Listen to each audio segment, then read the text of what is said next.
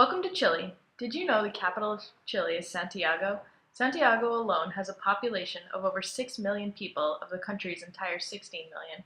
The majority of Chileans are Roman Catholics, and families, including extended families, are very close. In fact, up until 2004, divorce was illegal and marriages were final. Born in Argentina and raised in both the United States and Chile, Dorfman threw himself into the momentous democratic movement that brought Salvador Allende to power in 1970. Dorfman eventually took position as a cultural advisor to the president's chief of staff. In 1990, he wrote the play Death and the Maiden, which centered around Paulita Silas as former political prisoner in Chile who had been raped by her captors, led by a sadistic doctor whose face she never saw. Then came the nightmarish conclusion to Chile's popular revolution, and quite nearly to Dorfman's life. The true goal of the United States government is control. And they feel that if the United States did not control the governments of Latin America, then somebody else would. And the principle of government by the people, for the people, of the people, that is that's just silly. President Nixon saw Allende's election as a threat to the United States, primarily because Allende was the first member of a communist party, the Popular Unity Party in Chile, to be elected democratically. The CIA's involvement began before Allende's election, on Nixon's orders. They were given a $7 million budget to prevent Allende's election. Allende was elected despite the CIA's efforts, causing the CIA to initiate Project Fubelt, or Track 2, a military coup d'etat. They began by stifling Chile's economy to put pressure on Allende. This economic pressure fueled Allende's opposition's fire and caused more Chileans to doubt his election, making Allende's presidency a precarious one until the U.S. worked out their plan to put Pinochet in place as a ruler. Pinochet was a fascist. The U.S. Secretary of State under President Nixon, Henry Kissinger, is now a convicted war criminal. His motivation behind U.S. involvement in Chile was to prevent what he considered a communist government from gaining a foothold in Latin America. He knowingly put a fascist in power. I don't see why we need to stand idly by and let a country go communist due to the irresponsibility of its own people.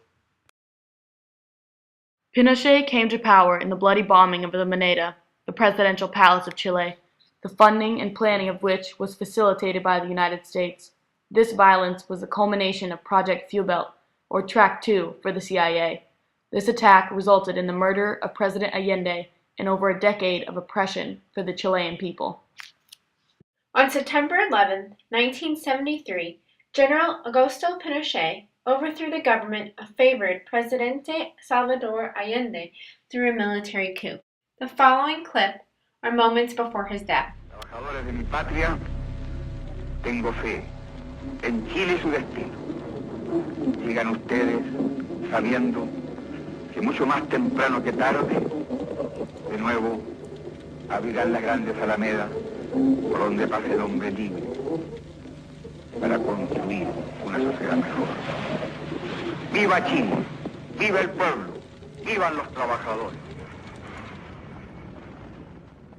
It was September the 11th, 1973, a date that held an infamy and irony 28 years later. During the dictatorship, all public protest was forbidden. Congress was dissolved and censorship was enforced. The new Pinochet government persecuted all opposition, resulting in 150,000 people imprisoned for political reasons, 100,000 people tortured, and 1 million forced into exile. Author Ariel Dorfman was himself a political activist forced into exile and humanized these statistics with his portrayal of Paulina Salas and her struggle for justice in the aftermath of Pinochet's reign. Next, we'll hear from young medical student Roberto Navarrete about a stadium used as a concentration camp during the reign. Even some people actually slept here. There was very little room. When they started to torture you all, what did they do to you then? The techniques they used were beating you, especially in sort of places where it could become very painful with a rubber truncheon, and especially the genitals and the soles of the feet and, the arms and various places. Written about being haunted by a vision involving the man you switched places with the day of the coup. What is that vision? It's possible that writing this book has exercised it, but I kept thinking of my friend, Claudio Gimeno, the man who I switched places. I imagine how he must have been tortured. The vision is of his body in that chair, naked, but it's my face. It's a very strange vision. It happens in particular when I'm at the dentist. I sit down in the dentist chair, and when he tells me to open my mouth and then injects me with anesthesia, all of a sudden I realize that there are people whose teeth are being torn out without anesthesia of any sort. They're put in that position in relation to somebody in white coming towards them. It's this sort of thing over and over again that I see. In the book, I narrate these experiences as if I were the character in my own novel, in a way. I try to put the reader in the position of what it means to be chased by death, hunted by death. In this course of this, I begin to meditate on things like courage, on chance, on memory, on solidarity, on escape, on disguising yourself. All of these things weave their way into the narrative. In 1989, a general election took Pinochet out of power, and in 1990, Patricio Aylwin became president of Chile. Although Pinochet and followers were actively involved in the government, Aylwin set up the Chilean National Commission on Truth and Reconciliation on April 25, 1990. The commission is also known as the Rettig Commission, or Rettig Report, after its chairman and former ambassador of President Allende, Raúl Rettig.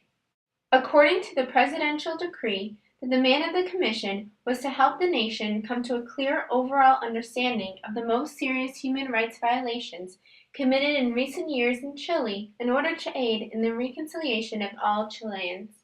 Over an 8-month period, the commission gathered testimonies from more than 4,000 plaintiffs, as well as a few Army members who voluntarily testified. Human rights organizations and the Catholic Church also contributed information to the report. Because Pinochet continued to play a central role in the Chilean political landscape, certain compromises became necessary involving the commission.